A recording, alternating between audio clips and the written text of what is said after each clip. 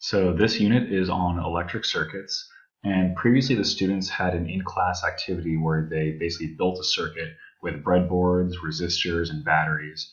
But when the students work in groups of four, and because materials are a little damaged sometimes, often kids don't really visualize what they've actually created. They just follow instructions, take a quick measurement, write down that number, and it's harder for them to often really understand what they've constructed.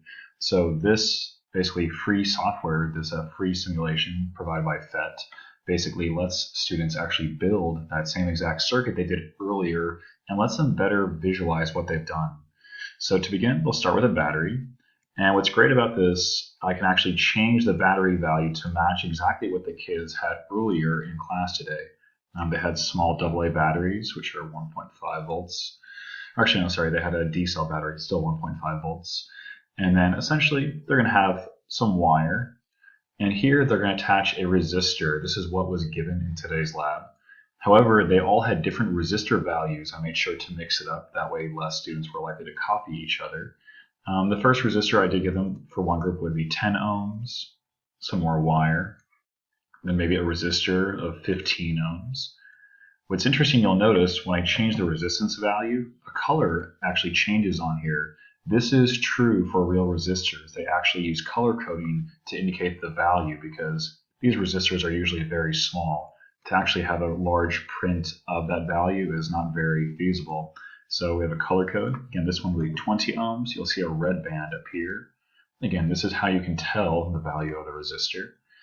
Then lastly, we need to close off, and this is a series circuit. This is the first one that they would have constructed in the lab. They will connect it.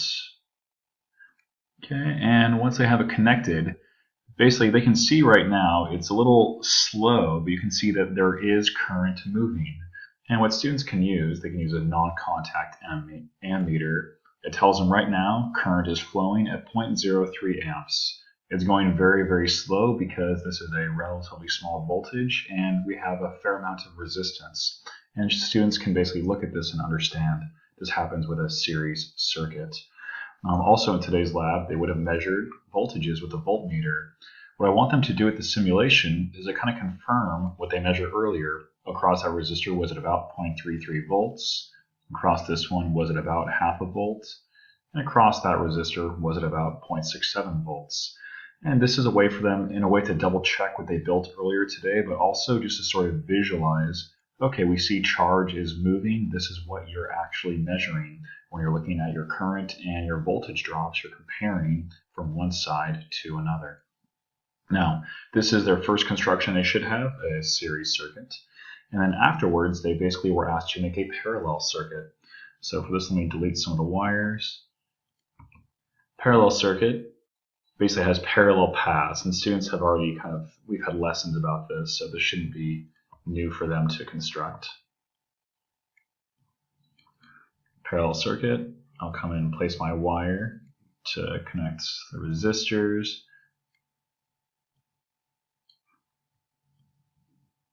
And again, this little simulation is just very handy. It's very helpful. And already you can see something interesting is happening with this circuit. You can even kind of stretch it out a little bit to help visualize a little better. Here, the current that leaves the battery is about 0.32 amps, basically 10 times faster than it was before. But students can also see across different resistors, you have different values of current. Basically, for over here, actually it needs to be over a section of wire.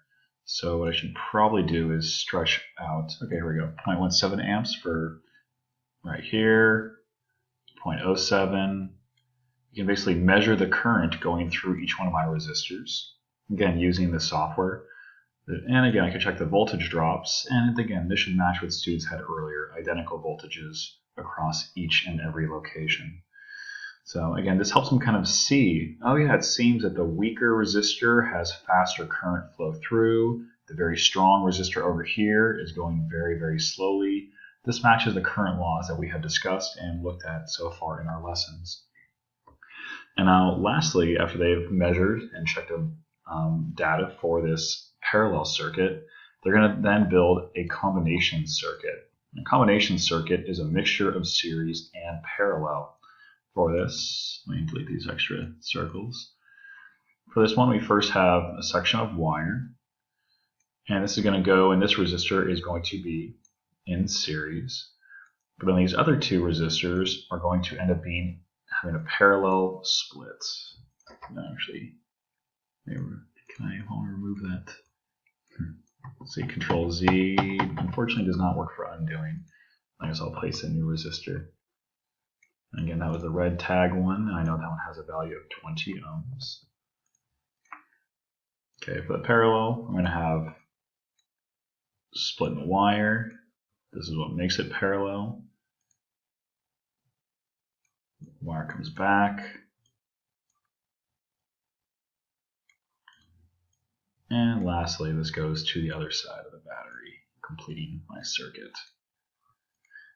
Alright, so this is their first combination circuit, where again they can go and measure the current. Leaving the battery, we have relatively small 0.08 amps, but then we know that it splits because it's a parallel circuit, and also they can measure their voltage drops across each one of these. Again, I feel the simulation just helps them actually see what is happening compared to the lab earlier today. Often one or two students take the lead, and the other two students in the group, I try to go around, monitor, make sure everybody is participating, but there's a reality of what happens when you have high school students in groups of 4. So basically, what they're supposed to do for this every single combination circuit, then they need to switch the resistors to different locations, check their measurements again, and what they're going to be doing for this assignment, using the schematic, they're going to check these values, they're going to record their values and record this just like as I am with you.